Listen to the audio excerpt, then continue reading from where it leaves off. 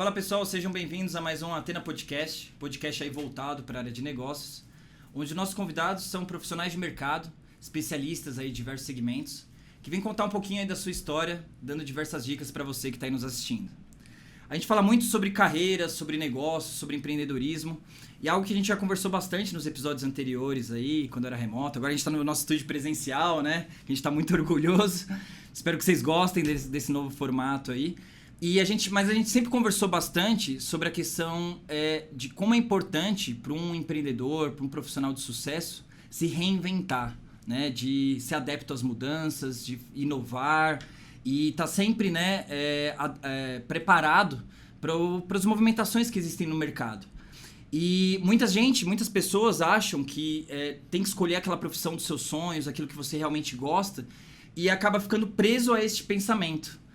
E a nossa convidada de hoje vem quebrar um pouco isso. Então, por mais que você já esteja bem consolidado na área de trabalho que você esteja, sempre é possível você mudar de ideia, você se transformar, você conquistar uma coisa diferente. Então, você que às vezes está dentro da sua profissão e está insatisfeito, quer virar um empreendedor, você pode sim, independente da idade que você esteja, se, não, agora eu já estou com 30 anos, já estou velho, estudei muito.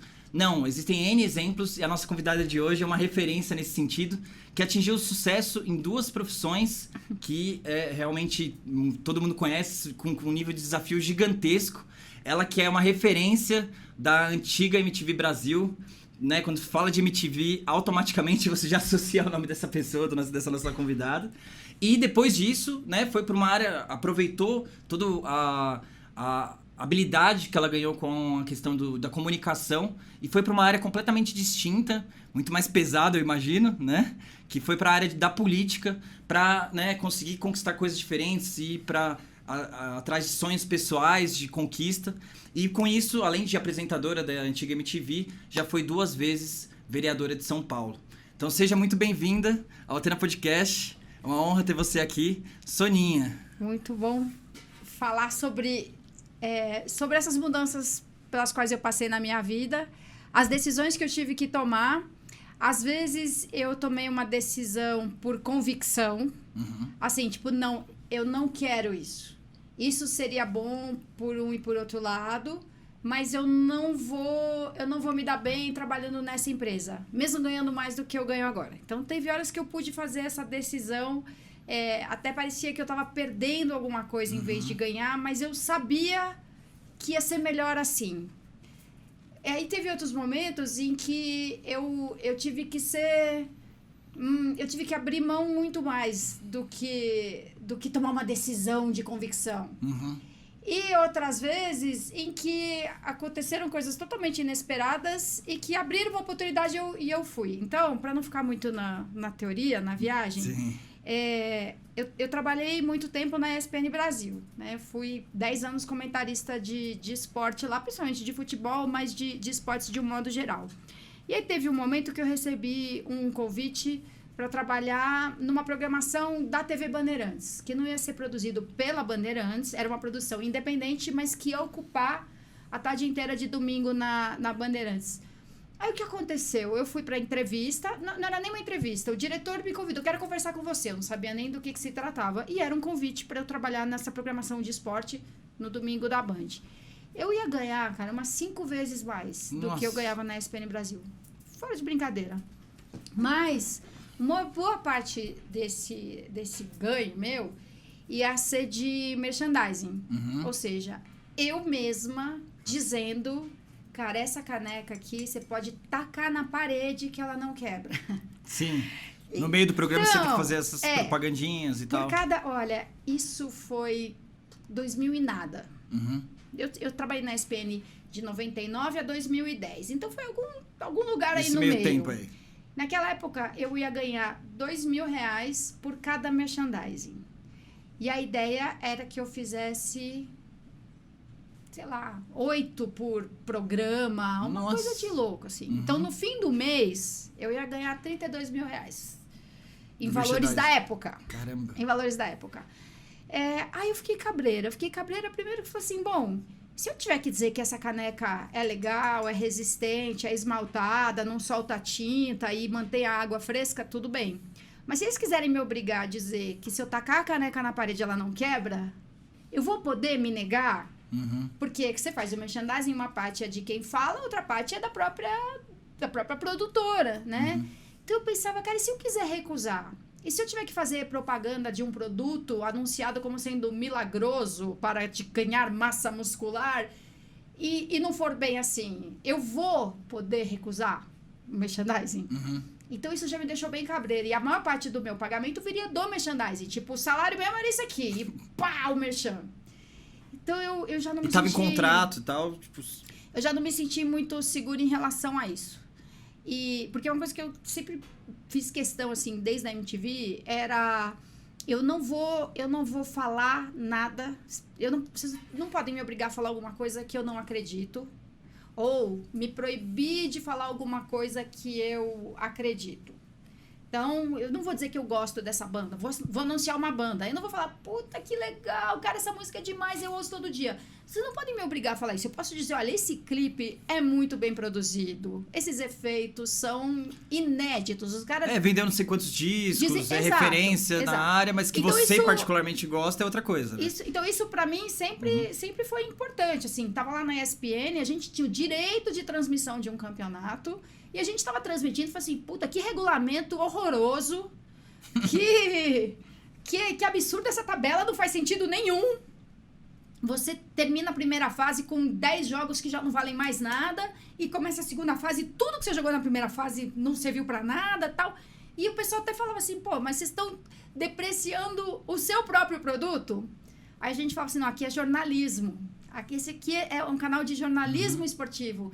Não de entretenimento apenas. Então, sim, a gente quer que as pessoas tenham prazer vendo esporte, mas a gente não vai dizer para elas que o jogo tá bom quando o jogo tá horrível. Então, isso para mim tinha um valor, assim, inegociável. Então, isso já pegou. Não sei, eu vou entrar numa roubada, vou acabar tendo que fazer alguma coisa e vou ficar dividida e vou... Bom, além disso, a pessoa que me entrevistou, que me chamou lá pra falar que eu era o máximo, que queria muito que eu participasse do programa, porque também tinha uma pegada social, não era só o esporte profissional, mas mostrar meninos de projetos sociais. Ele sabia do que eu gostava, ele tava me passando a cantada certinha. E eu falei, nossa, que legal, né? A pessoa... reconhecer isso em mim, que esporte pra mim não é só o jogo, né, a competição, é muito mais do que isso e tal. Mas aí, durante a entrevista, ele foi tão estúpido com outras pessoas da equipe. Não com você ele tava comigo, chavecando ali, te colocando no pedestal, mas você conseguiu reparar o comportamento dele no ambiente ali. Ele apertou o interfone, assim, parecia é quase caricato, assim, parece cena de filme bem estereotipado, clichê. O cara toca lá o interfone e fala assim, ô, fulano, que ele fala assim, eu quero te mostrar o cenário do estúdio, vai ser demais. Fulano, traz a planta do cenário aqui pra mim, porque vai ser assim, uma arena, tal, não sei o quê. Fulano! Nossa, gritou. Você pode trazer o... Tipo, não deu nada. Aí a pessoa chega e ele... estúpido, grosseiro, sabe? Aí foi decisivo, cara. Aí eu falei, não vai dar. Não vai prestar eu trabalhar com essa pessoa. E aí eu saí, eu falei pra ele, olha, acho que não vai rolar, tal. E ele falou assim, não, imagina, pensa... Tipo, você vai ser a rainha do domingo à tarde. Não, pensa bem. Tipo, a sua carreira é uma puta oportunidade. Aí ele me ligou. Ele falou assim, você vai ficar na ESPN? Com aquela audiênciazinha? Nossa. Aí ele me ligou, isso, sei lá, vamos dizer que a gente conversou na segunda. Aí ele me ligou na terça, ele me ligou na quarta, ele me ligou na quinta. Eu tinha bip. Não tinha celular, tinha bip. Então ele me mandava o bip, ligar de volta para fulano. Aí eu ia lá, arrumava um celular, ligava para... Um celular não, um orelhão, um telefone de algum lugar. Aí no último dia da semana ele me ligou, eu tava no supermercado, cara, no hipermercado. Eu tava lá no meio daquela coisa, né, daquele espaço gigante. Ligar urgente para fulano. Aí, porra, eu já tinha dito pra ele, olha, não. Aí eu deixei meu marido lá e falei assim, aguenta um pouquinho aí que eu tenho que retornar uma ligação urgente. Aí saí do mercado, fui lá fora, no orelhão. Oi, tô retornando a ligação, tipo a secretária, né? Tô retornando a ligação dele e tal. Um momentinho. Aí ele até assim, bom, e aí, você já decidiu? Nossa, já mudou também, né? Aí eu falei, já, e eu não vou sair da ESPN agora. Aí ele, então tá certo. E bateu o telefone na minha cara. Nossa. Aí eu falei, cara, ainda bem que eu não aceitei. Aí, depois disso, ele conversou com outras pessoas, porque as outras pessoas com quem ele conversava eram todas ali da nossa turma, da MTV. Falou com a Astrid, falou com a Cris Nicolas. E a Astrid, não, eu tô indo pra Bandeirantes fazer outra coisa. A Cris Nicolas, não, cara, eu moro no Rio, eu venho aqui gravar, não quero passar mais tempo em São Paulo do que eu passo. E aí, finalmente, ele convidou outra pessoa que aceitou. Aí, no dia do lançamento do programa... saiu no caderno de TV, dos jornais, Folha, Estadão e tal. E aí ele falou assim, olha, nós fizemos vários testes e entrevistas antes de escolher essa apresentadora. Nós testamos a Soninha, nós testamos a Astrid, como a se Cris ele tivesse, Nicolas, descartado. E nenhuma delas tinha o perfil que a gente queria. Cara, sabe quando você fala... Nossa, você se orgulha. Livramento, né? Você se orgulha de ter dito não. Então, algumas coisas foram assim, foram decisões bem ponderadas que eu falei, o que eu quero? Eu quero ganhar 32 pau por mês. Uau, seria demais para todos os meus planos, meus projetos sociais incríveis. Mas a que preço? Então, eu não fui. Outras coisas eu aceitei porque eu não dava para recusar. Tipo, trabalhar na MTV. Eu não entrei na MTV porque eu tinha o sonho de trabalhar em televisão. Meu sonho era viver de cinema. Eu sabia que viver de cinema era praticamente impossível àquela altura, começo da década de 90 no Brasil. Você não entra na faculdade de cinema achando que você vai sair com emprego na área de cinema. Então, eu sabia que para eu conseguir... Até hoje é difícil, né? Até hoje é difícil. Agora que você tem uma indústria maior, de produção, né? De audiovisual, Sim. Com streaming, com cinema, televisão, tudo, TV a cabo. Puta, naquela época... não tinha TV a cabo, não tinha streaming e não tinha cinema praticamente no Brasil. Então eu entrei sabendo que eu ia ter que ganhar dinheiro de algum outro jeito para bancar uma produção cinematográfica minha, né? Você estava já com essa perspectiva de, sei lá, ir para a linha independente. Sabia mesmo, que para fazer cinema eu ia ter que fazer o corre. Você não era contratado para dirigir um filme, você viabilizava um filme. Então, tudo bem, era isso que eu queria, vou continuar aqui com meus outros trampos e tal. Né?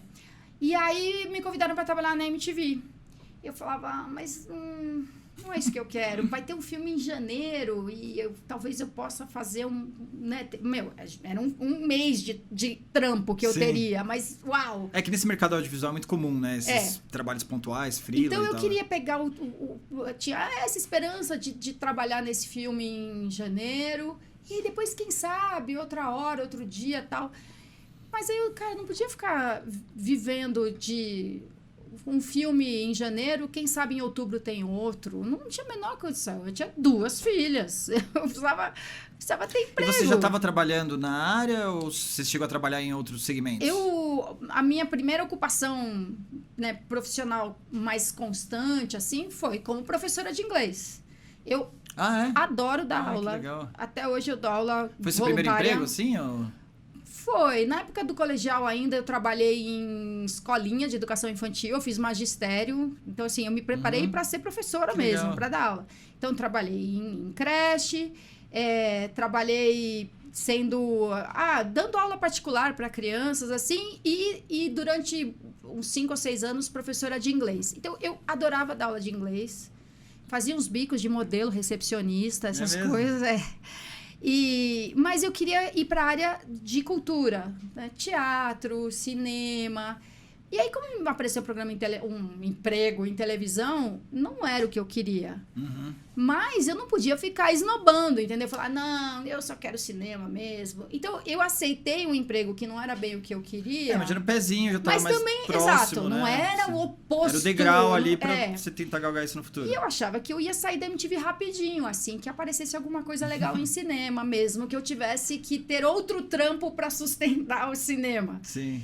E aí fui gostando de trabalhar na MTV, até porque, uma vez lá dentro, a gente foi inventando o que era a MTV. Eu entrei na MTV quando eu tinha 1 mês no ar. Ela tinha sido... A produção começou em julho de 90, então foram 3 meses assim, de trabalho só de bastidores. Em outubro, ela entrou no ar. Eu entrei em novembro de 1990. Então, cara, era tudo tão cru. era tudo tão Então iniciante ainda era um risco, né? ainda. Era um risco alto ainda, né? Mas foi legal. É que ela por outro sempre foi lado. referência lá fora, né? Mas mesmo assim... Aqui era muito... A gente tava muito tateando, assim, descobrir como é que era a MTV Brasil. Então, você tinha um padrão muito foda, muito legal da MTV original, americana, de visual, né? De linguagem, de tudo. Mas e aí? O que a gente faz diferente aqui no Brasil? Tudo isso aqui tem que ser igual, mas não tem nada diferente. Então, tá lá desde o começo, quando a equipe era muito pequena, quando eram pouquíssimas as pessoas experientes em televisão, a maioria estava fazendo aquilo pela primeira vez. E eles estavam dando oportunidade mesmo. Olha, não sei se o termo certo eles estavam dando oportunidade. Por investimento mesmo. Eu acho que a gente foi às vezes forçando a barra, é verdade. Tipo, meio desobedecendo mesmo. Falando, não, aqui no Brasil é diferente, cara. Não adianta vir a MTV americana dizer que isso é assim, tipo, porque aqui no Brasil... Mesmo. E tá, pra não ficar de novo só na teoria, né? Exemplo prático. A gente, às vezes, levava pros estúdios pra entrevistar artistas de rap do Brasil. Que eram os caras, o quê, meu? Da quebrada. Que naquela época ainda, não né? tinham todos os dentes na boca. Que falavam português errado.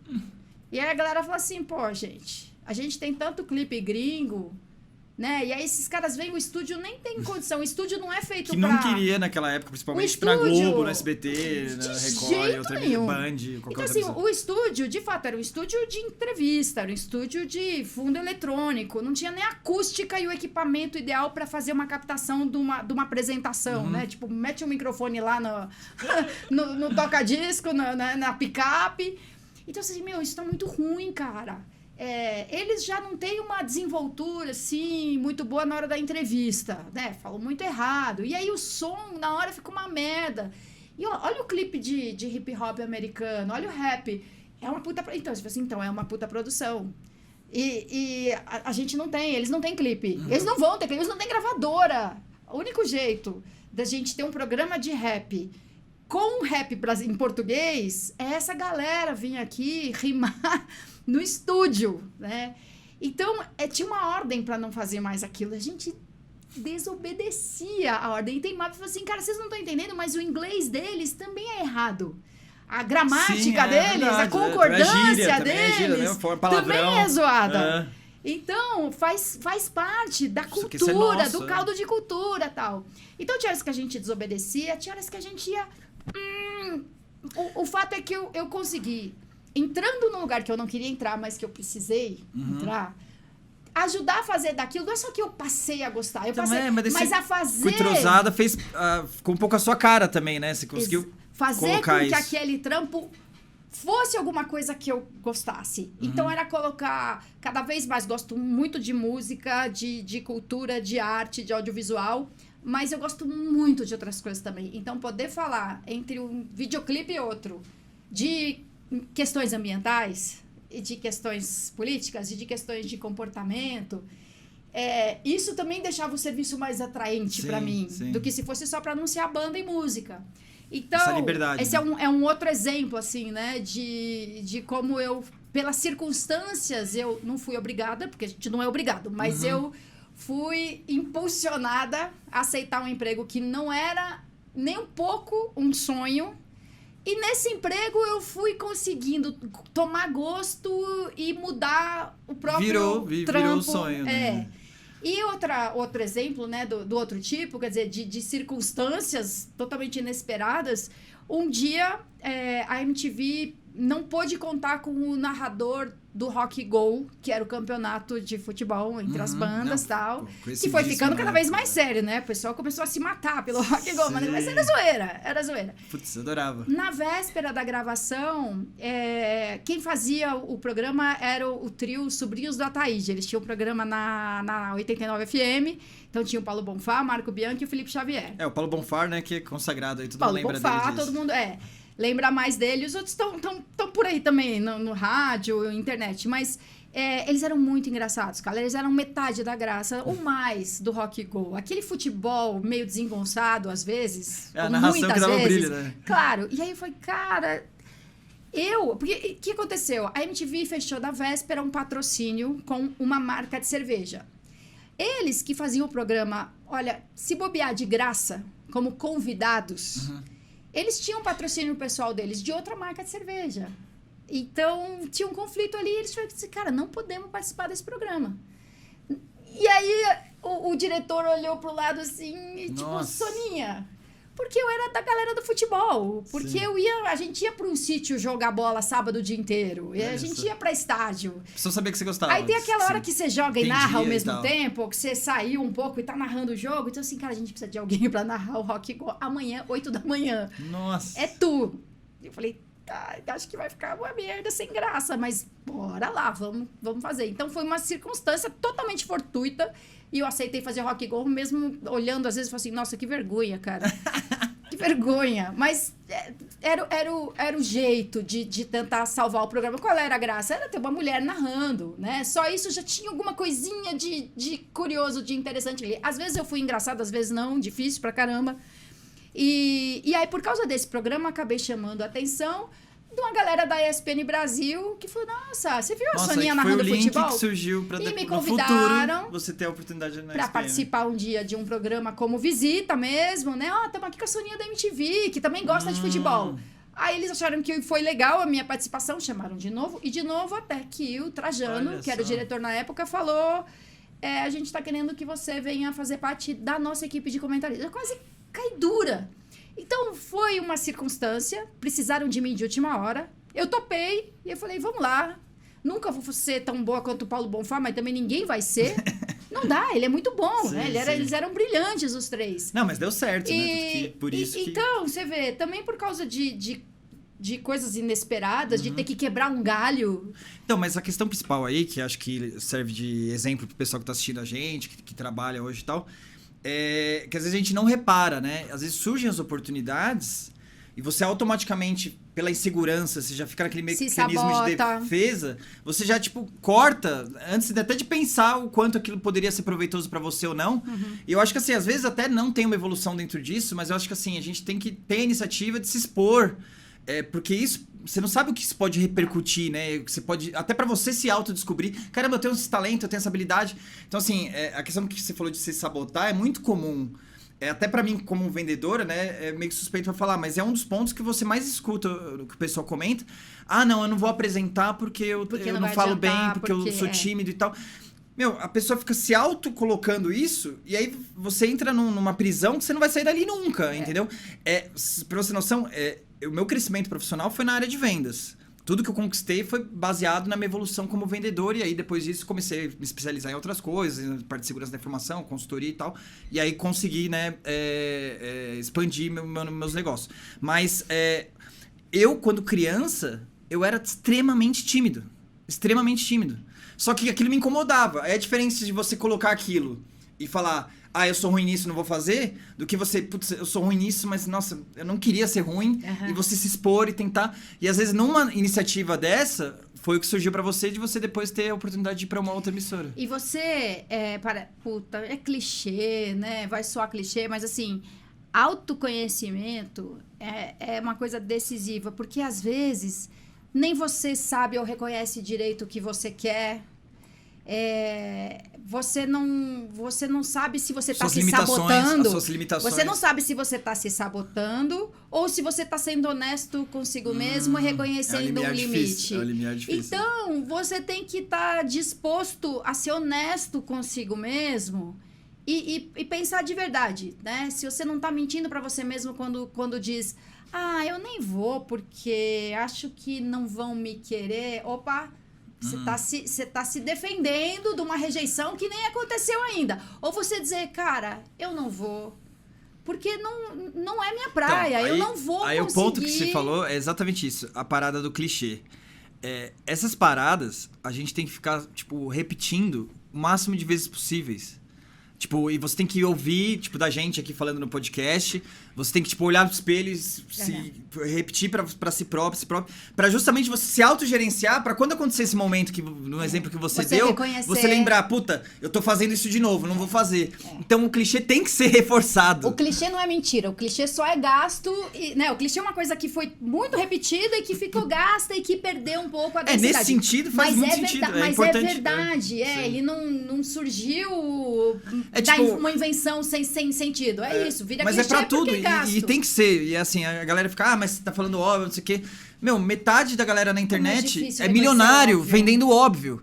E eles não são oportunistas, não é um problema. Porque as pessoas precisam ouvir o óbvio. Não enxergam. Tipo, você pega, por exemplo, pessoa, né, tem vários exemplos aí, não vou citar nomes específicos, mas pessoas que dão conselhos financeiros. De gestão financeira, pessoal. Tipo, meu, você pega o vídeo dessa galera, 90% vai falar, galera, você não pode gastar mais do que você tem. Não é verdade? Aí, tipo, fala isso de diversas formas. Daí fala, tipo, pega seu salário, tira 30%, faz um fundo de emergência, faz um fundo de oportunidade. Aí existem técnicas que são legais, existem livros, né, teorias pra isso. Mas, meu, é muito a galera repetindo exatamente a mesma coisa. E não se perde o valor por isso. Isso que é o ponto forte. Porque normalmente fala, é o óbvio e tal. É óbvio, mas você faz, brother. Tipo, aí você para, puta, realmente. Então, ouve o óbvio e começa a aplicar, entendeu? E aí é justamente essa parada isso, de você não se limitar. Você se perguntar, e se você não estiver conseguindo enxergar direito, se você percebe que você não consegue chegar a uma conclusão, pede ajuda pra alguém que você confie, que às vezes a gente tá muito enfurnado em alguma coisa e não consegue enxergar. Você precisa de alguém que te ajude. Quando eu fui lá aceitar na MTV, o emprego da MTV, eu não queria. E eu falei com meu marido na época, eu falei, não é isso que eu quero. Ele falou assim, cara, você vai poder sair se você quiser. Vai! E se aparecer uma coisa muito legal em cinema, você sai. Se você não gostar do que você tá fazendo, você sai. Pra ele era tão fácil dizer isso, era tão óbvio, sabe? Exato. Aceita! Aí você fala, pô, porque é um emprego...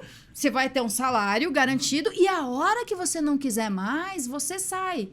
Então, a gente também tem que ter essa abertura, essa simplicidade de falar assim, cara, não sei o que eu faço, não sei se eu aceito ou se eu recuso. E conhecer mesmo, né, como nesses 3 exemplos, nem sempre eu tomei a decisão certa. Alguma hora eu errei aí nessa parada, mas...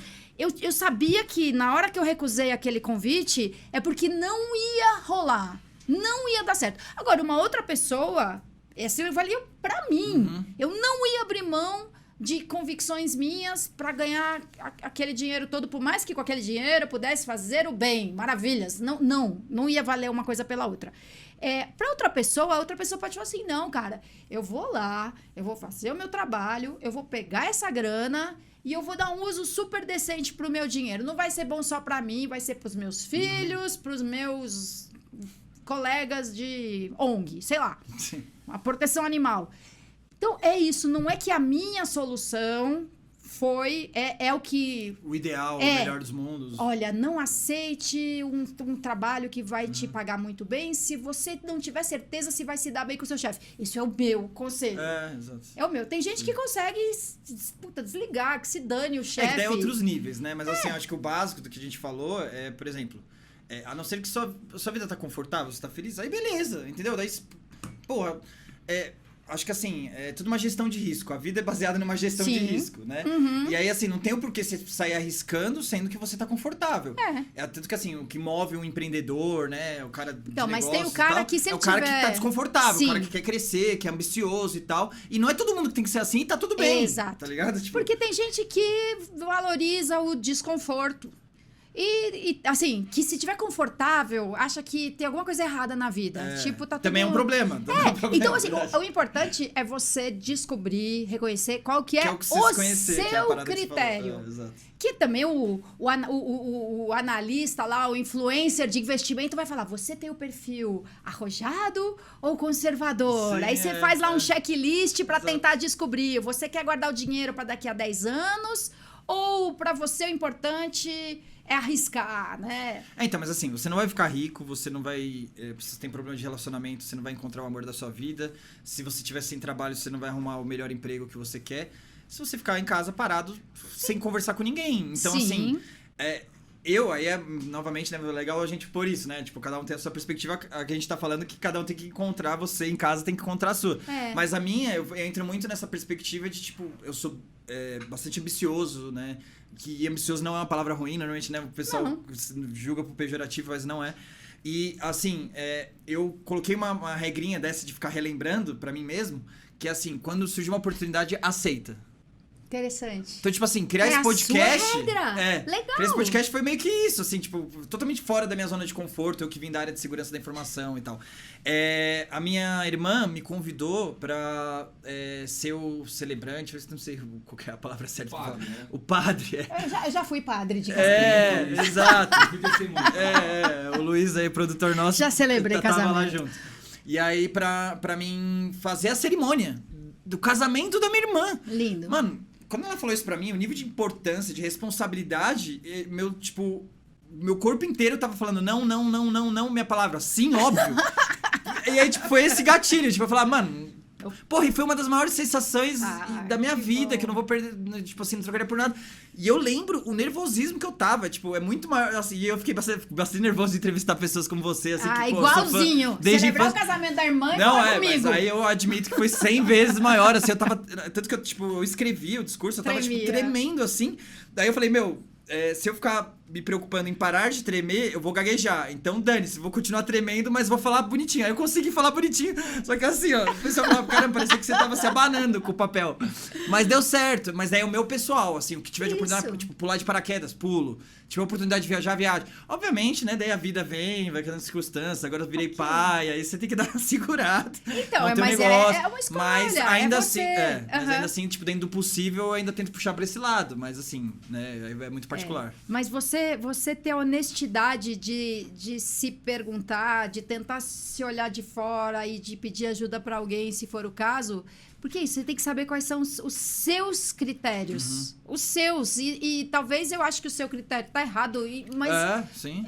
É diferente, né? Claro que se o seu critério for que se danem os outros, eu quero subir na vida, e se tiver que pisar no pescoço de alguém, aí eu vou dizer que esse critério, eu vou fazer assim, meu filho, você precisa rever os seus critérios. Mas se não é isso, se é como você se vê, onde você quer estar, e é simplesmente diferente de como eu penso, tudo bem. E você falou, eu sou ambicioso, isso não é ruim.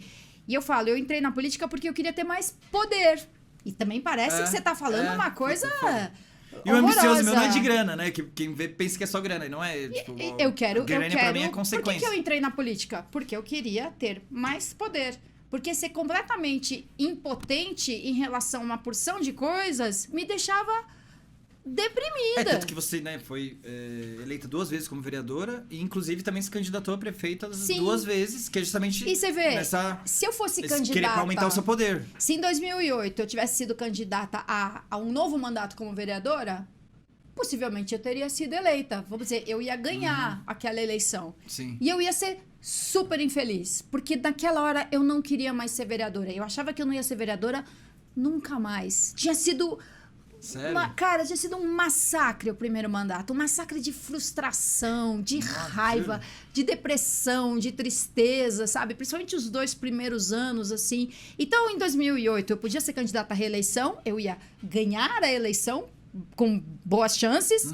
E eu seria infeliz. Uma boa aceitação, você já, tipo, foi eleita no primeiro mandato. E aí, se eu fosse, como eu fui, candidata a prefeita em 2008, é porque eu tinha chance de me eleger prefeita? Fala sério. Você já sabia que provavelmente... Não, eu não ia ganhar a eleição, quem me dera. Mas, o que eu queria? Participar do debate. Eu quero ir lá, na rádio, na TV, no jornal, e eu quero dizer o que eu acho que tem que ser feito para a cidade ter menos ônibus lotado. Que legal. Então, era o que eu queria. Para mim, não era tão importante sair com o título da eleição vencida. Para mim, importante era sentar lá naquela cadeira com o Kassab, o Alckmin, a Marta Suplicy, o Maluf, sentar lá com eles e falar, não, cara, não adianta vocês... Não, parece até meio arrogante assim, sabe? Mas tá todo mundo ali prometendo, não, eu vou ajudar o governo do estado a botar dinheiro para fazer mais metrô na cidade de São Paulo. Eu falei, gente, vocês vão fazer metrô em andares, um metrô em cima do outro e não vai dar conta? Enquanto você tiver 3,5 milhões de pessoas vindo todo dia da Zona Leste pro centro da cidade trabalhar. Então, esse movimento pendular não tem transporte coletivo no mundo que dê conta. O que você tem que fazer é diminuir a distância entre casa e trabalho. Tem que ter mais gente morando no centro. Você passa no centro da cidade à noite, é um deserto, porque ali é um lugar onde só se vai para trabalhar. Então, tem prédio vazio, tem uma infraestrutura ociosa. E à noite o cara só chega em casa para dormir, porque ele passou 4 horas só no deslocamento, fora as 8 do trabalho. Então você tem que dar condições para quem tem menos grana conseguir morar numa região central e criar, incentivar a atividade econômica para gerar mais emprego lá na ponta. Atividade intensiva em mão de obra lá na ponta. Então, tecnologia pode gerar vários postos de trabalho, telemarketing, sabe? Então, eu queria estar lá na roda, em vez de ficar disputando quem vai fazer mais metrô, dizer, mas, gente, e metrô é caro demais para a prefeitura, é do governo do estado que tem que sair essa grana mesmo. A prefeitura tem que investir no sistema de ônibus, esse é nosso. Sim. E reduzir a distância entre casa e trabalho para diminuir... Então, tipo assim, você que tinha o conhecimento técnico do outro lado... Porque daí, né, depois você se envolve, você conhece o mundo, como funciona a política e tal, o que é viável, o que não é viável. Sim. Porque pra gente, né, como eleitor, a gente só vê o marketing, né? E o marketing, o cara fala o que quer e... né, e você pode acreditar, tá mais se que você não comprovado. sabe... Não é, então. Alguém fala, mas a cidade de São Paulo é riquíssima, o orçamento é de 60 bilhões de reais. E o custo? É de 60 bilhões de reais. Sabe, 54, o prefeito não pode fazer nada porque já está tudo comprometido. Com pagamento de dívida, de precatório, de salário, de aposentadoria. Para manter, 54 bi de 60 é custeio. E aí você tem 6 bi para decidir o que fazer. 6 bi é muito dinheiro? É muito dinheiro. E a demanda? Custo, e o tamanho da demanda da cidade? Então, mas daí não é assim, né? É inevitável a gente, até importantíssimo a gente falar da sua carreira como política, né? A questão principal aí, que esse formato de 4 e 4 anos, tecnicamente, aí se pega na questão até, tipo, a minha perspectiva como empresário, gestão estratégica. O objetivo, quando tem um problema na minha empresa, eu quero resolver o problema. Eu não quero tapar o sol com a paneira, fazer uma medida paliativa, apagar um incêndio. Você faz o que é mais legal. E a pior coisa é o tiro no pé do empresário, que tem um monte de empresa que falha. É tipo uma coisa básica, que aí você pode escalar isso obviamente, nível cidade, nível estado, nível país, é muito mais complexo. Não tô falando que é fácil e óbvio que eu não tenho conhecimento, mas a metodologia é a mesma. A estratégia, gestão, a ideia é a mesma, né? O conceito é o mesmo. E aí você tem que pensar a longo prazo qual que é o mais rentável para realmente extinguir o problema. E a questão de reeleições a cada 4 anos, normalmente não é viável. O prazo para você corrigir o problema, que é justamente nessa questão que você falou de transporte, para você realmente tirar a galera do centro, N projetos que vão se, né, com o mesmo um projeto gigantesco que vai ter vários projetos individuais de, né, incentivos, de trazer as empresas para as outras regiões, etc. Então é algo que é impossível você conseguir fazer dentro de 4 anos. E aí, assim, mas teoricamente é o melhor caminho. Só que pra você ser reeleito, você começou um projeto que não deu resultado nenhum. Pra você ser reeleito é muito mais fácil você melhorar, colocar um ar-condicionado no ônibus. E aí o eleitor fala, putz, não tinha ar-condicionado, agora tem, vou votar no cara. Então é um problema estrutural do sistema de político que... Assim, agora você que viveu isso, o que você acha que dá pra tentar melhorar isso? Ou a gente desiste e não dá pra resolver? Porque, sinceramente, eu não tenho ideia. Olha, eu vou te falar que eu era pra eu ter chegado aqui 15 minutos mais cedo do que eu cheguei, porque um cara me parou na rua pra falar. E você para, não isso que é tem legal, jeito, né? Não tem jeito, o que a gente faz? Eu falo assim, cara, às vezes eu tô que nem você. Às vezes eu tô nessa mesma vibe, dizendo, não tem jeito, cara. Não, desisto, não tem jeito. Tem, mas tanto quanto as boas práticas em política e empresariais, dá trabalho e demora. Então, a gente não vai conseguir resolver a nossa pobre educação política em curto prazo. Mas, se a gente vai dando contorno para isso, você vai conseguindo melhorar a compreensão das pessoas, que isso, em vez dela se satisfazer, né, com um benefício de curto prazo, tipo, o cara fez uma coisa legal, fiquei feliz. Não, ele não fez uma coisa legal. ele te enganou. Porque não vai dar certo. Consciência da porque galera, não né? se Então, o que a gente pode fazer? Quem tá dentro da política, né? Compartilhar informação, traduzir, né? Democratizar o conhecimento sobre como a coisa toda funciona. E ao mesmo tempo, criando mecanismos, criando regras para impedir que as coisas desandem assim. Então, você cria políticas de Estado, que a gente fala aqui, independente do governo, se é desse, daquele outro, é a política de Estado. Então, você cria lá um plano de saneamento básico com metas mensuráveis para os próximos 20 anos. E o que agora mudou com a política nova de saneamento básico e com contrato, contratualizado.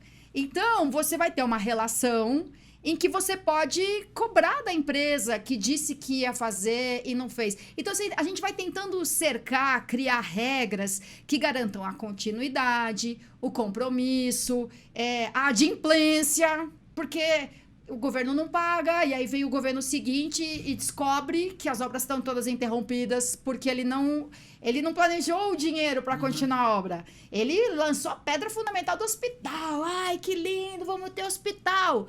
Aí ele entrega aquilo com meia parede erguida e nada de dinheiro em caixa para fazer o resto do hospital, operar, entendeu?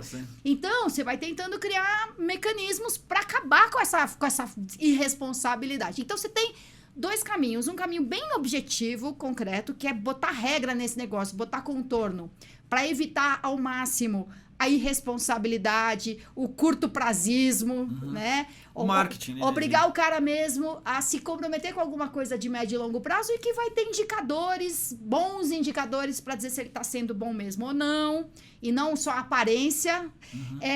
E ao mesmo tempo cultivando essa educação política na população para entender que às vezes tem coisa que é tão ruim no começo, mas precisa... o cinto de segurança, o exemplo clássico. Ninguém queria usar cinto de segurança. Ai, credo, que coisa apertada, desconfortável. Imagina, e se o carro cair no rio, eu vou morrer afogado. Capacete de motoqueiro. Capacete de motoqueiro. Sim. Então, muitas também, depois, coisas. Não fumar em lugar fechado.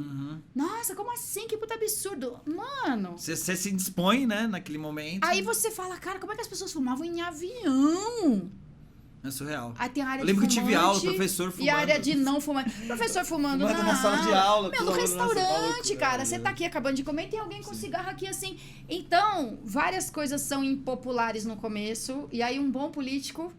O problema é a quantidade de bons políticos pra isso. E aí tem toda uma questão também que, assim, por mais que o plano macro seja positivo e tal, não tá todo mundo caminhando no mesmo sentido, nesse objetivo final que na teoria política deveria seguir para ajudar a população, ajudar o máximo de pessoas possíveis, né?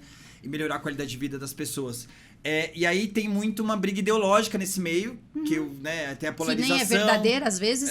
Quando exato. É verdadeira, ainda fala, não, eu penso assim, eu penso assado. Não. Pior ainda é quando é mentira. Que faz de conta. Eu só tô dizendo que eu sou contra porque hoje você é a favor. Se a gente mudar de lugar, eu vou ser a favor. Combinadinho, né? Combinadinho.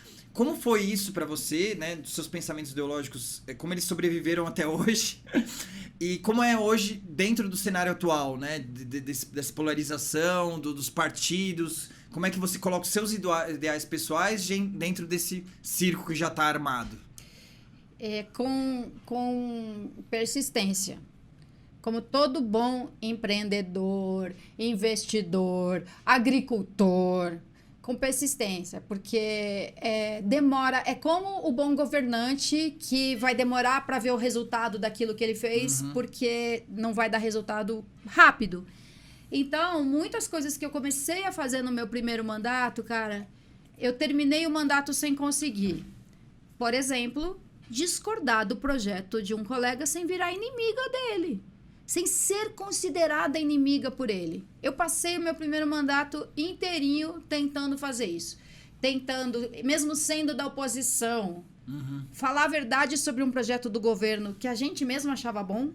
A gente, da oposição, a gente achava bom. Ia a público e falava, é uma merda, é um absurdo. Pra queimar o partido. Entendeu? A gente era da oposição, então a gente falava mal mesmo do que a gente achava bom. A gente? Você tá falando você também? Eu achava bom. Eu era da bancada da oposição. Mas você falava mal mesmo? Não. Achando bom? Daí aquela mesma coisa que aconteceu na aí oportunidade. Aí você vai se queimando, porque você é da oposição e você não tá falando mal do projeto do governo. Aí já te colocam de... Então, tipo, qual que é a sua? O que você tá fazendo aqui? Sabe? Você tá no bolso de alguém? Então, estão te pagando? Você tá ganhando o quê pra não falar mal do governo? É uma coisa, assim, horrorosa. Nossa. E, ao mesmo tempo, eu poder dizer que, sim, olha, eu sou contra. Esse cara é da nossa turma, é nosso aliado, mas o projeto dele não é bom. Então, eu voto contra o projeto dele. Nossa! Que absurdo! Então, eu passei o primeiro mandato sofrendo com isso, sofrendo perseguição. Então, eu passei, cara, perseguição não é modo de dizer não, sabe? De o presidente da Câmara sair de lá de trás da mesa diretora e botar o dedo na minha cara e falar assim, eu vou acabar com você. Nossa. E tudo que ele pôde fazer pra infernizar a minha vida, ele fez. Então, foi horrível, horrível. Aí, o que acontece? 8 anos sem querer ser vereadora, sem Deus que me livre. Aí, falei, não, eu quero ser vereadora. Eu quero ter poder de novo. Algum poder de interferir no rumo das coisas. E eu cheguei lá no segundo mandato, de novo tentando demonstrar que eu não me posiciono conforme o nome do autor do projeto, o partido do autor do projeto. Eu olho para o projeto. Boa ideia. Eu olho para o projeto. E aí, parou de ser tão estranho. Acostumaram. Olha só. Acostumaram, perceberam que... Então, mas tinha que ser incentivado, né? Aí você tem que, tipo, brigar contra o sistema. Mas sabe o que conseguir... aconteceu? Essa ideia começou... Começou comigo. Ser compartilhado. Começou a virar uma coisa normal. Nem eu acreditava que... Eu achava que se parassem de me perseguir, se compreendessem, olhassem pra mim e entendessem, cara, eu sou contra o projeto, eu não sou contra você. Ou, eu sou a favor do projeto, eu não gosto dele. Mas o projeto dele é bom. Se entendessem isso em mim, eu já estaria super feliz. Mas foi melhor do que isso. A comissão da qual eu fazia parte, que tinha outros 8 vereadores, no começo ficou assim, cabreira. Tipo, qual que é essa mina? Praticamente dizendo isso. Teve um vereador que tipo, que assim, que ela tá, sabe? Depois eles perceberam que eu não tava ali, não tava querendo polemizar, não tava querendo aparecer, não, era simplesmente a minha posição, pá. Sabe o que aconteceu ao longo desses 4 anos? A Comissão de Finanças virou uma ilha naquela Câmara. Nossa. Porque, sem querer desrespeitar as outras comissões, etc e tal, mas era uma característica muito coletiva. Nós, os 9 vereadores ali da comissão, a gente discutia os projetos para valer. E você viu uma coisa fantástica, que era um vereador de um partido dando parecer contrário a um colega de partido e explicando com a maior tranquilidade, olha, a ideia é boa, mas não cabe no orçamento. Porque se a gente aumentar isso aqui, em um ano, vai aumentar 200 milhões de reais. Né? Então, não adianta querer colocar um orientador, um educador físico em cada pracinha onde tiver uma academia de idoso. Cara, que legal, mas não dá, não tem como. Você vai ter o quê? 24 horas? Então, você vai ter quantos turnos? 12 por 36? Então, era uma discussão verdadeira. Só que demorou um mandato e meio para eu conseguir ser aceita, compreendida e, mais do que isso, criar uma cultura nova dentro da... Esse ponto que eu acho que é essencial, né? Que isso, você vê que é engraçado que reflete em todos os estágios da sua história aí. É a questão da cultura, né? Porque, vamos lá, desde o start lá inicial da MTV, era uma empresa que estava começando... por ser uma empresa, teoricamente, na época, pequena, você acaba tendo mais autonomia, você tem mais lugar de fala. Eles tinham uma cultura de liberdade, de flexibilização, de deixar você... De testar, de tomar iniciativa, que, putz, né, isso é muito recomendado hoje, né, centenas de livros de gestão, de administração, de planejamento estratégico, falam a importância disso, você dá autonomia para os seus colaboradores, etc., E aí, nisso, naquela época, você conseguiu se destacar e foi que te ajudou a crescer profissionalmente. Foi a oportunidade de ouro, né? Uhum. Aí teve outro caso do exemplo que você deu, que, putz, nossa, o salário era ótimo, muito maior do que você tinha. E aí, assim, só de conversar, e é uma coisa, assim, que não tem como evitar, né? A galera ainda, tipo, tenta arranjar desculpa, fala que é culpa do brasileiro, não sei o que lá. Isso tem teoria, tem N estudos científicos que provam, é de cima para baixo. Se a gestão... se os donos, o sócio, o presidente, se o governador, se o prefeito, eles têm uma cultura tóxica, uma cultura uma liderança positiva, negativa, tirana, que seja, vai refletir pra baixo. Não é o cara de baixo que vai mudar tudo, tem que ser de cima pra baixo. E aí aquele cara que você viu, que era um diretorzão lá, tal, você já viu aquilo lá? Imagina as pessoas que trabalham lá com ele, aquela secretária que ouve aquilo todo dia e ela é obrigada a engolir aquele sapo e tal. É terrível isso, é terrível. E é a importância de você ter uma cultura agradável e isso é bom pro negócio, é bom pra conseguir os projetos irem pra frente, independente se for no governo, se for no mercado privado. E aí você pega a política, que é o exemplo, né, maior e mais importante e mais complexo, mais influente, e mais talvez, perigoso desse sentido, É. que por anos de corrupção, de mentiras, de falsas promessas, tá na raiz da parada essa cultura de passar por cima dos outros, de ir por uma questão mais de... Todo mundo faz, então por que Todo você é mundo a faz. trouxa que não vai fazer também? E aí você, né, na sua ilhazinha começou a implantar isso, mas é um desafio que, assim, é desanimador, né? Aí que tá, desanima muitas vezes. Que você fala, meu, eu sou uma idiota mesmo, né? Porque tá todo mundo se dando bem e fazendo tudo errado. Cara, eu tô sendo super... Não é difícil? Não, e assim, eu tô Você tem generalizando, conflitos morais, né? mas eu tô generalizando de uma maneira super não, injusta, tem, tá? É modo sempre de tem. dizer. Mas assim, tem horas que você fica muito desanimado. E aí, de novo, você vai desistir ou vai continuar? Decida, olhe pra si mesmo. E tem horas que talvez você diga, cara, eu desisto. Eu vou pendurar meu uniforme aqui e vou pra outro lugar. Ou você vai dizer, não, aguenta firme, porque tenta mais um pouco. Tenta mais um pouco. E você é capaz, mesmo não sendo o cara que tá no topo e que lidera, mas você é capaz de onde você estiver mudar alguma coisa. Você pode ser a secretária que ouve o seu chefe babaca, mal criado, escroto o dia inteiro e não reproduzir isso com as pessoas. Você pode Ajudar outra pessoa. você tem que às essa vezes possibilidade. Chorou por causa disso. Perceber. Então é possível, onde quer que você esteja, seja você quem for, você ajudar a criar um ambiente mais saudável, produtivo na sua empresa, até um certo ponto. E se você chegar à conclusão, mas se você chegar à conclusão que, cara, não dá, e aí você, de novo, faz uma escolha. Você vai sair ou vai continuar. Então, mas se não dá, ao mesmo tempo é um desafio, né? Então, que nem você, que você conquistou essa parte. Eu quis desistir várias vezes. É algo muito gratificante, eu imagino, né? Porque, tipo assim, tudo contra e eu consegui minha parcela. Muito. E às vezes tudo contra você consegue mais ainda. E, tipo, aí várias pessoas fazendo esse movimento que as coisas podem mudar no futuro a longo prazo. Realmente, exatamente, a longo prazo. Você pode desistir porque chegou no seu limite. Mas você incentivou outras pessoas pra continuar e aí seguindo a você bandeira. Pode desistir. Mas assim, o único jeito de mudar é tentar mais um pouco. É suportar uma fase ruim, é suportar a frustração. Se você só aceita alguma coisa, se der tudo certo, cara, você também não vai parar em lugar nenhum.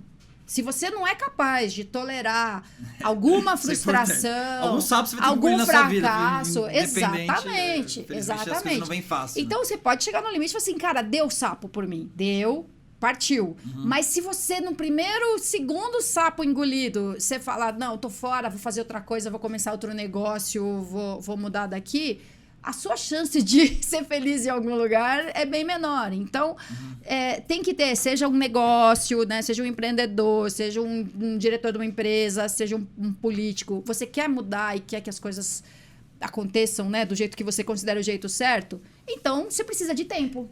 Você precisa de persistência. Você precisa lidar com fiascos, com fracassos, com problemas que garanto pra você, vai ter problema. Eu prometo. Vai ter problema. O que você vai fazer? Você vai ter vontade de desistir e desistir? Ou você vai ter vontade de desistir e falar assim, não, bora lá. É legal que tem uma dica para a área de vendas que tem a ver com rapport, né? PNL, programação neurolinguística, que tem muito a ver com o que você está falando. Que o ideal para você conseguir mudar uma situação que você está desconfortável é você acompanhar para depois direcionar. Então, assim, tipo, você já ir direcionando, batendo de frente, Boa. a pessoa vai se defender, Claro. o ambiente vai se defender e você não vai conseguir. Então, assim, não é acompanhar, fazer a mesma coisa, não necessariamente, mas assim, você, né, ficar ali, ver funcionando, entender, seguir o mesmo caminho. Depois que você entender, tiver lá, você já tá entrosado na parada e tal, aí você fala, pô, em vez desse caminho, vamos pra esse aqui. E aí você puxa a pessoa pro seu lado. Isso você consegue fazer uma dentro, técnica de né? vendas. Você consegue fazer se você entrar no... Exatamente. Então, assim, é. que nem, por exemplo, você quer falar que eu quero te vender esse microfone. Esse microfone é o melhor do mercado, não sei o quê. Putz, mas tá caro. Não, putz, pelo preço tá baratíssimo. Ó, os outros é muito mais caro, não sei o quê. Ah, mas ele não capta. Você não precisa disso. Você, tipo assim, não. Você antagonizou, né? De tipo cara, assim, pá! você é meu cliente e aí eu tô forçando a parada, tipo, eu não tô pensando no que você quer pra te oferecer. Aí Isso. falar, putz, não, o que você precisa? Ah, eu preciso um que tenha qualidade de voz, né, de pegar o ambiente, eu preciso um que o volume seja assim. Nossa, que coincidência, você vê, se encaixa perfeitamente, entendeu? Uhum. Assim, né, obviamente, e aí vem outra coisa que você falou também, né, que também bate na questão de vendas. É a mesma coisa que você vender alguma coisa que você não acredita, né? Você tem que acreditar. Se você sabe que não faz, você não vai conseguir vender tão bem. Você pode vender aquela vez, mas você nunca vai vender para o mesmo cara. Então, são, né, duas coisas Tudo importantíssimas que não só importante para venda, mas para tudo, né? Para a vida, né? Para você conseguir. E você só vai produzir mudanças verdadeiras com o tempo. Algumas coisas mudam assim, pá, num estalo, né? Mas a maioria delas, para mudar de verdade, depende paciência. de massa crítica, de mudança cultural. Mas tudo vale a pena, tem que ter sacrifício, né? Tipo, sacrifício, tipo... Pra tudo, pra educar filho. A gente paciência. educa os filhos pra quê, né? Assim, pra eles aprenderem que tudo tem que ser do jeito que eles querem, na hora que eles querem. Rapaz, você vai se dar muito mal com seus filhos, você vai se ferrar na mão dos seus filhos. E a gente, então, quando cresce, tem que lembrar disso também, né? Não vai dar tudo certo. Não vai dar tudo certo. É que tudo errado também não vai. Então, mas daí tudo isso que a gente falou também tem muito essa questão da veia ideológica, né? E aí o conflito dessas ideologias que fazem as coisas não andar, polarização e etc. E aí, assim, dentro do seu histórico, até pela questão do incidente lá da reportagem que você, né... Da época, você disse? Da época, que foi colocado lá que você apoiava a legalização da maconha, etc. Você ficou muito associada, até depois quando você foi eleita, etc., à esquerda, né? Uhum. E aí depois, inclusive, você chegou a trabalhar com Dória, que é considerado direito, participou da secretaria dele, certo? Sim. E como é que é isso pra você? Assim, você segue essa ideologia de esquerda mesmo com o aparente, que todo mundo pensa? Que daí depois, quando você foi pro Dória, eu imagino que deve ter tido esse conflito aí de muita gente ficar insatisfeita. Ou como é que funciona isso pra você? Eu vou te contar um episódio. O Dória foi para um evento do MBL, logo depois que ele anunciou o secretariado dele, e não era nem São Paulo, era em Curitiba. E a galera do MBL mandou uma pergunta, era, cara, um auditório, pergunte pro Dória, aí o cara mandou assim... Porra, Dória, como é que você pode convidar uma maconheira comunista para trabalhar no seu Quem governo? perguntou isso? O cara do MBL. Nossa. Era um evento do MBL, no Paraná. Esse cara ficou incomodado. E aí recebeu a perguntinha lá, como é que você chama uma comunista maconheira para trabalhar no seu governo? Aí o Dória respondeu para ele assim, eu confio nela. Ele não se preocupou em dizer se eu sou comunista, se eu não, mas ela não é comunista, não, mas ela não é maconheira. Ele disse por que ele me convidou. Eu confio nela. Então, sim, a gente tem diferenças ideológicas, de gestão, de visão, um monte delas. Mas naquele momento, ele viu qualidades em mim que ele achou que eu seria a pessoa certa para trabalhar na Secretaria de Assistência Social. O tempo passou e a gente viu que não dava certo. Ele tinha uma visão de assistência social que é como se você pudesse ser empresarial na assistência social. Pá, resultado. Medida certa, resultado. Foi um pouco que ele fez, né? Com as ações lá, tentou limpar lá a Cracolândia e cara, não resolveu, né? Então, eu acho que assim, até tem do lado do pensamento dele, que eu acho que assim, você vê aquilo... gera aquele desconforto, você fala, isso não, você tem que resolver, você queria ter aquele poder pra poder resolver, pra tirar aquelas pessoas de lá, e aí eu acho que foi muito isso, né, ele foi energético, não, tira todo mundo, essa ação foi todo dele, mundo pra... Essa ação dele super polêmica na Cracolândia foi em maio, eu saí da prefeitura em abril, porque ele achou que em 90 dias eu não tinha feito. Eu não tinha sido rápida o suficiente. Era pra você ter feito aquilo, aí você não fez ele. Então eu falava pra ele, prefeito, tem coisas que você consegue resolver. Pá, você faz um mutirão e você dá um puta trato numa avenida. Aquele ponto de ônibus que tá caindo aos pedaços, você conserta. O buraco da via, você tapa. Eu pago, o mato, você corta. E imediatamente você tem um bom resultado. Assistência social, população em situação de rua, não tem como. Você não é a mesma coisa. É mais demorado e complexo. E ele achou que isso era incompetência da minha parte. Que eu não tava... Que eu era resistente. Talvez eu tivesse coração mole demais. Entendeu? Então, teve um momento que ele confiou em mim, apesar de eu ser de esquerda e ser associada à maconha. E aí ele perdeu a confiança em mim e era recíproco, porque assim, não, prefeito, não dá mais. Eu falei, eu não vou pedir demissão. Eu falava com a minha equipe, assim, a gente ficava puto, sofrendo. E eu falava assim, mas eu não vou pedir pra sair. Enquanto eu puder... Até o último minuto que eu puder tentar fazer alguma coisa como eu acredito que tem que ser feito, eu vou continuar.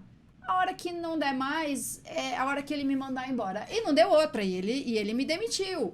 Então, é como se naquele... Mas tem um rancor disso? Tipo... Não, tenho frustração, e o que você acha ele como político? Eu acho que ele tem qualidades de, por exemplo, chamar pessoas muito diferentes dele quando ele acredita que a pessoa tem competência. O governo dele, o primeiro secretariado... Tinha várias pessoas ali que você nunca diria que o João Dória ia confiar nelas. Tipo um secretário de transporte, que era de outra pegada, de outra vibe, de outra turma.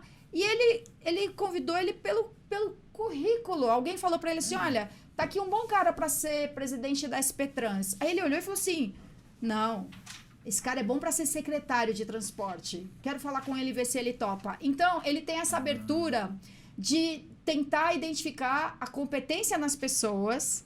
apesar de outras diferenças. Então, ele tem esse olhar da competência, não é tanto de agradar a bancada X, mas quem lhe parece bom. Mas ele é volúvel, né? Ele muda de ideia, como mudou. Uma boa parte dos secretários dele não ficaram além do primeiro ano de governo, das pessoas que ele chamou para compor o primeiro secretariado. Então, ele tem uma impaciência que tem um lado bom. Uma pressão, você acha? Então, tem um lado bom nessa impaciência e nessa pressão dele.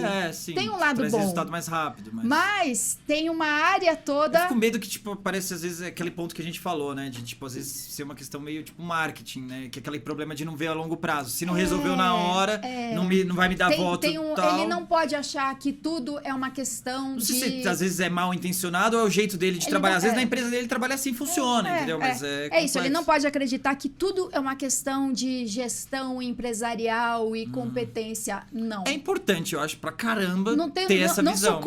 Não sou contra uma gestão baseada em dados, em evidências, em eficiência, eficácia, efetividade, totalmente de acordo.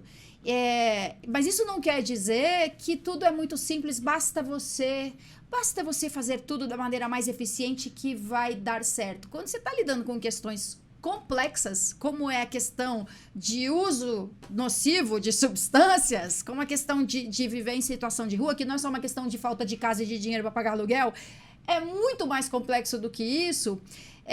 Não adianta pensar que existe uma fórmula empresarial pronta para resolver isso. Então, a impaciência dele tem um lado bom, né? A teimosia dele tem um lado bom. Vacina, vai ter vacina sim. Não vai comprar o ministério, eu compro aqui, eu pago, vou bancar, vai desenvolver, vou pra China, vou conversar com eles lá e tal. Bom, e tem um lado ruim desse curto prazismo, né? De querer resolver tudo muito rápido, porque não é verdade. Esse aqui é o ponto. Então, se fosse possível numa pessoa, né, você usar. Então, assim, tem uma mega frustração de não ter conseguido construir um bom projeto. Não pega esse rancor, né? Não mantém esse rancor. Não tenho. Isso eu acho importante.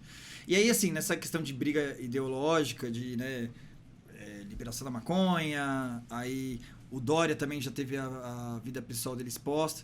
Como é que você trabalha essas duas coisas. Daí você falou, né, até engraçado do caso do MBL, que os caras te falaram mal de você, te exporam. E agora, recentemente, né, teve o caso lá do Arthur Duval, que era uma coisa meio que pessoal da vida dele. Qual a sua opinião referente a isso, assim? Eu acho que tem coisa que dá para separar e tem coisa que não dá. Então, você analisar o relacionamento conjugal de uma pessoa e achar que dali... O mesmo teve lá, né? Que ninguém, né, sabe se é verdade ou não. Um episódio horrível, bizarro, né? Uma coisa bizarra.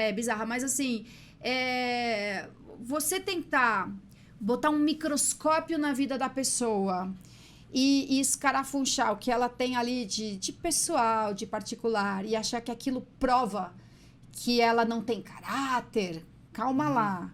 Mas tem coisa que não é botar um microscópio, sabe? Você não tá exagerando, você não tá indo lá pesquisar a fundo. Tem coisas que são grandes por si só, que são realmente demonstradoras de falhas de caráter. Não é errei, me descabelei, fiz uma coisa errada.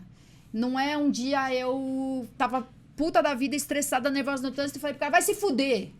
Sim. Acontece e eu me arrependo disso, vai. Sei lá se eu tô dando um bom exemplo, mas assim, aí o cara que dirige bêbado a 120 por hora, atropela um ciclista e sai correndo, não é uma questão de vida pessoal, entendeu? É uma questão de valores e princípios. Então, como é que esse cara pode continuar exercendo um papel de liderança, de representante, de um poder de decisão sobre questões delicadas e complexas, se ele age completamente ao arrepio da lei e da decência, sabe? Da moralidade. Então, tem coisas que não são tão pessoais assim, que não são questões íntimas. Lembrei de um exemplo aqui, um cara que ia super bem na pesquisa eleitoral, campanha para prefeito numa capital do estado do norte, e aí vazaram uma conversa dele com o WhatsApp discutindo o aborto da namorada dele. Pronto, acabou com a campanha dele. Cara, é tão delicado. Você tá falando de você entrou na vida do cara e você transformou uma questão super complexa em a régua moral para decidir se ele pode ou não pode ser prefeito da cidade. Então, eu não estou dizendo que as pessoas não tenham o direito de ser completamente contra o aborto, porque aborto acaba sendo um tema de eleição de uma maneira inacreditável, né? Então, assim, a pessoa tem todo o direito de ser veementemente contra. Eu respeito isso na pessoa. Então, não é verdade que tudo que você faz na sua vida pessoal, como você é uma pessoa pública, qualquer coisa que aconteça na sua vida pessoal, familiar, é da conta de todo mundo. Mas também não é verdade que... Nada é binário, não né? é verdade que nada é. Tipo, não, mas isso eu fiz aqui, era um sábado à noite, não tem nada a ver com a minha atividade como secretário da segurança. Meu irmão, num sábado à noite, você, bêbado, passou no final o sinal vermelho e atropelou um cara e fugiu. Isso não é a sua vida pessoal. Isso é sua vida social. Isso é sua vida... Então, mas eu acho que tem uma parada também que é complicada nisso, em dois aspectos. Primeiro que, assim, dificilmente, pra não falar impossível, você vai ter, tipo, aquele paladino da moral imbalável. Impecável, que o cara, que tipo, nunca fez merda. Nasceu com o DNA programado pra ser o... Tipo, filme, né? Ele nasceu com o DNA programado pra ser o melhor gestor, gerente, presidente, governante do mundo. E aí o cara, tipo, sempre foi inabalável e hoje é o cara perfeito pra governar o mundo. Tipo, não existe esse cara. Então, assim, tipo, o melhor governante, às vezes, é justamente o cara que aprendeu com os erros e, tipo, apanhou e passou e fez besteira e se arrependeu. Acho que, tipo, não só governante, acho que pra todo mundo, né? Pras pessoas, tipo, pros seus amigos, pros seus familiares. Tem muita gente que, tipo, construiu o caráter, tipo, errando, fazendo besteira, se arrependendo. E aí, o ponto principal aí é que, muitas vezes eu vejo que, assim, a partir do momento que você entra lá e começa a desafiar o sistema, que é algo, por exemplo, que você tá fazendo e etc., que você vai contra aqueles princípios e tal, os caras têm muito poder e muita grana, vasculham sua vida inteira, aí pega aquele errinho lá, meu, que, putz, beleza, você errou, você se arrepende, mas, mano, na sua vida pessoal você já resolveu isso, já fez contrapartida, já recompensou, mas, sei lá, que você traiu a sua esposa, tipo, no dia do casamento, que é alguma coisa horrível. Mas, tipo, meu, foi 5 anos, 10 anos atrás, você, tipo, se arrependeu. Tipo, mano, Arthur do Aguiar aí do BBB, né? Que, tipo, no BBB o cara tem... ele pode, tipo, a galera esquecer o passado dele, que ele traiu lá, a Maria Card lá 20 vezes. E o cara virar tipo, ganhar o BBB. Mas na política, tipo, o cara cometeu um errinho no passado, tipo, aí os caras vasculham, expõem isso, aí obviamente já as mídias já colocam com aquelas matérias sensacionalistas. Então, tipo, vira uma arma de cancelamento, que hoje tá acontecendo bastante, pra você derrubar adversários. Pra derrubar adversários, exatamente. Não é pra ser rigoroso geral. Eticamente falando, né? Moralmente falando. É pra ser super rigoroso, inflexível com o seu inimigo. Então, não, claro que não é justo. Ai, mas ele não fala com o irmão faz 20 anos, ele tá super bem na vida e o irmão dele tá na merda. Véi, você sabe. O que você sabe? Você não sabe o que aconteceu. Então, a gente é apressado em julgar e bota uma lente de aumento, bota lá no microscópio, aumenta 1 milhão de vezes e quer transformar aquilo no que a pessoa é na vida, no que ela é até hoje. Então, são coisas diferentes. Assim, o que é humano e compreensível. Você já passou por isso na sua carreira? Tanto, né, na MTV, ou principalmente política, né? Que daí fica mais exposta e tal. Não consigo lembrar de nada agora, mas a resposta é com certeza. Com certeza. Eu cometi Teve a questão erros. do seu ex-esposo? Não sei se você chegou a se casar. Que era morador de rua, né? Também... Cara, nossa, muitas coisas. Muita gente colocou isso de forma negativa, né? Tipo... que por outros olhos, pô, que legal, né? Você vê como uma pessoa, tipo, não tem preconцeitos e tal. Tipo, é super positivo, mas tem gente que já, tipo, esculacha. Inclusive, quando eu era secretária de assistência social, isso, para algumas pessoas, era sinônimo de que, cara, ela realmente tem uma sensibilidade, ela sabe do que ela tá falando, porque ela conhece as dificuldades bem de perto. Sim. E para outras pessoas, assim... Ah, meu, ela nunca vai... Tipo, ela tem coração mole. Né? Isso. Tipo, viagem, ela tem coração mole, você cara. Você fica com um colega de trabalho. Né? Ela nunca vai acabar com a Cracolândia, meu. Ela levou um morador de rua pra dentro de casa. Então, qualquer coisa realmente que você fizer pode ser usada... Será usada. Contra você. E além dessa, que assim, é um fato. Eu realmente fui casada com uma pessoa que tinha vivido 20 anos na rua. Mas às vezes não é nem isso. É aquela cena, aquele retrato, aquele momento, e que falam que eu sou e eu fiz o que eu nem fiz. Cara, tem tanto exemplo. Agora eu não consigo lembrar, mas assim, pode ter certeza tipo, que eu já fiz, que eu fiz merda e que isso foi aproveitado. Foi usado. Ah, eu lembro, pronto, lembrei de uma agora. Fácil. Fui no programa do Clodovil. E, sei lá, por que razão ele falou sobre... Foi por causa da entrevista da maconha, mas afinal você usa... A parada da entrevista da maconha. Assim, então você vai colocar maconha na merenda. Ela quer ser prefeita pra dar maconha pras criancinhas. Tudo isso. Então, se, por exemplo, aí nessa entrevista com o Clodovil mesmo, não sei a troco de quê, a gente falou sobre mercado... Não, sobre pequenas transgressões. E eu falava, cara, quando eu tinha 13 anos de idade... E eu não tinha dinheiro pra comprar uma coisa, eu trocava etiqueta. A etiqueta era coladinha. Nossa. E eu trocava etiqueta. E eu chegava lá no caixa e pagava mais barato. Tipo, eu não tô falando que... É horrível, mas... Que isso é bonito. Mas eu fiz isso. E na época eu me achava super esperta e safada. Sim, e assim, esses caras estão roubando mesmo. Eu tô roubando de quem rouba. Bom... Quando você vem de família humilde, é muito comum, velho. Tipo, eu contei isso como... Essa virada de chave, de você, tipo... Como, tipo, cara, eu achava isso normal. Eu achava que era meu direito fazer isso. Praticamente isso que eu achava. Tem muita gente que pensa assim. Aí, não é maldade, às vezes, é tipo anos criação. Depois, vinha gente me dizer, cara, ela falou no programa do Clodovil que ela roubava. Você acha que ela vai fazer o quê na política? Sim. Você entende? Então, é um pouco isso que sim, já aconteceu comigo várias vezes, de um jeito ou de outro. Em relação a coisas que realmente eu fiz e aconteceram, mas que viraram outra coisa, ou pior ainda, coisas que eu nem fiz, eu não disse, eu nunca pensei, e essa é a parte mas do me engolir acusam sapo. de ter dito, de ter pensado. E essa parte do engolir sapo, que, tipo, você não fez naquela oportunidade de emprego, mas infelizmente você ainda tem que passar hoje como político. E hoje você aceita isso pelo bem maior, né? Quando eu dei a entrevista dizendo que eu fumava maconha, foi com o único intuito de discutir se a lei estava funcionando ou não, se não era melhor legalizar o comércio em vez de deixar do jeito que estava. Era para isso. Não era assim, vou abrir meu coração e contar para o mundo inteiro, eu fumo maconha. Só que foi deturpado. Então, assim, quando eu falo, eu sou a favor da legalização, e é o seguinte, olha pra mim, eu fumo. E eu não sou um caso perdido. Isso 20 anos atrás. Isso pega na parada de gestão. Isso daí eu lembro você falava muito disso. Então, eu sabia que eu tava me expondo de um jeito que eu ia ter que me explicar muito. Mas não sabia que eles iam escrever... Eu fumo maconha na capa da revista. Então, assim, eu ia engolir alguns sapos por defender a legalização. Isso era motivo suficiente para ser super questionada. Tipo, você quer que todo mundo fume, que você acha que não vai acontecer nada?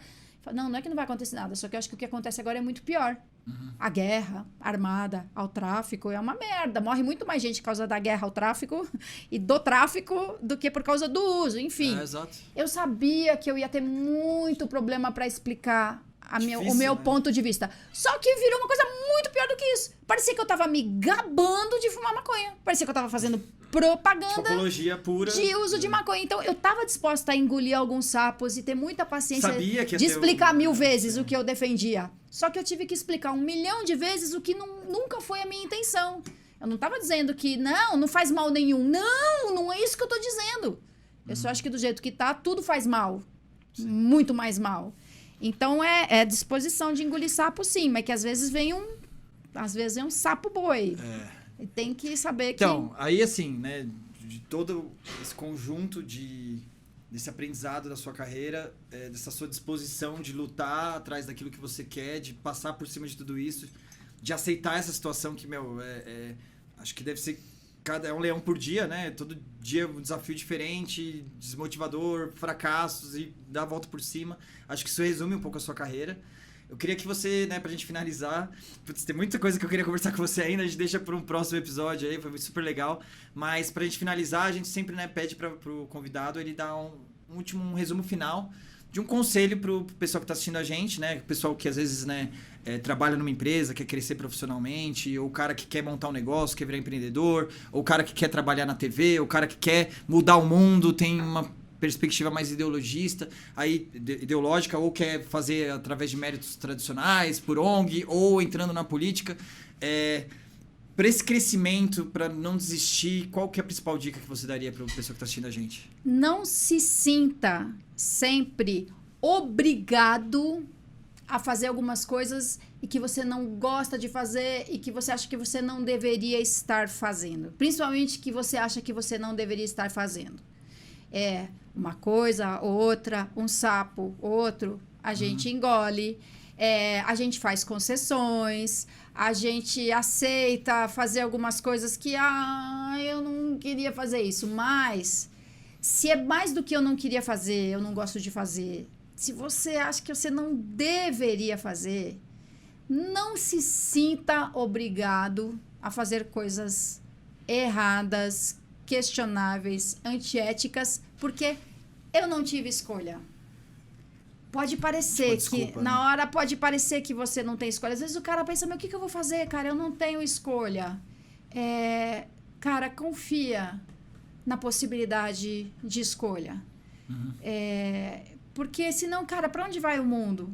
A gente sempre, assim, mas se eu fizer isso, eu vou perder o emprego. E aí vai lá o médico e receita cloroquina que não serve pra nada, porque eu preciso... Entendeu? Sim. A gente tem que ser capaz de enxergar a nossa possibilidade de fazer diferente. Nossa, isso é forte. É muito importante. Então, não significa que você só vai fazer tudo que você quer o tempo todo. Não, véio, não se iluda.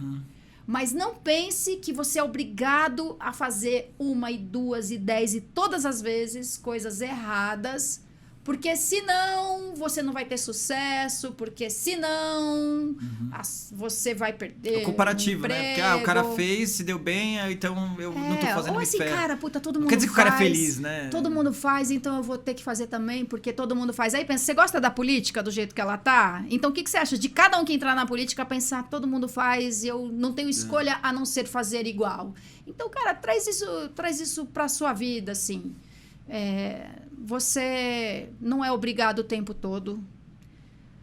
Você não segue a sua vida sendo sempre obrigado e sem ter a mínima escolha a fazer, a não ser seguir um caminho que alguém impôs para você e que você tá achando errado.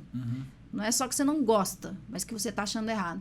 Isso é muito importante. Não pense o tempo todo, eu não tenho escolha, eu não tive escolha. Eu não tenho escolha, eu não tive escolha. Às vezes a gente não tem, mas a maioria das vezes a gente tem escolha, sim. E pode até ser que a sua escolha leve você a se ferrar por um tempo, mas você escolheu. Você pode escolher. Nossa, dica de ouro, Sarinha. Obrigado, muito obrigado mesmo. Obrigada. A gente pode até se encostar, né? Já tá mais tranquilo as coisas, graças a Deus. Obrigado pela sua presença, adorei o bate-papo. Espero, né, que você volte aqui um dia pra gente continuar, porque tem muita coisa pra gente falar. Espero ser útil. Espero de verdade. Obrigado, boa sorte aí com todos os seus projetos, tá bom? Obrigada. Então é isso, pessoal. Espero que vocês tenham gostado. Obrigado para quem acompanhou a gente até agora. Se você gostou, dá o like aí, se inscreve no canal. A gente está sempre trazendo convidados diferentes aí. Como vocês sabem, esse canal não é monetizado, a gente não pede nenhuma doação, vocês podem reparar, diferente aí dos outros podcasts tradicionais. A única coisa que a gente pede é que, né, esses bate-papos super inteligentes, super legais, com várias dicas importantes aí, como o bate-papo hoje com a Soninha, chegue no máximo de pessoas possíveis para tentar ajudar mais pessoas, conseguir mudar vidas. Então faz a sua parte, ajuda a gente também, então compartilha esse conteúdo com o máximo de pessoas possíveis aí para você colaborar com o crescimento aí do canal, tá bom? Espero que vocês tenham gostado, a gente se vê aí no próximo Atena Podcast. Até mais, um abraço!